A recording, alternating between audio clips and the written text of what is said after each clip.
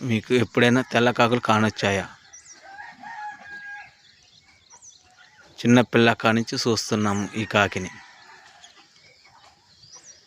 మేము చెప్తే నమ్మట్లేదు. ఎవరికైనా డౌట్గా ఉంటే ఆంజనేయ స్వామి గుడి బజార్కి వచ్చి అడగండి తెల్ల కాకి ఎక్కడ కనిపిస్తుందో అని. మా బజార్ మాత్రమే తిరుగుతుంది.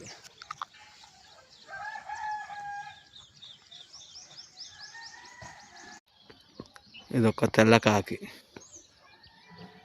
మా ఊర్లో కనిపిస్తుంది.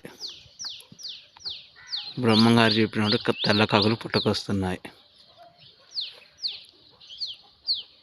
పోయే కాలం దగ్గర పడ్డది.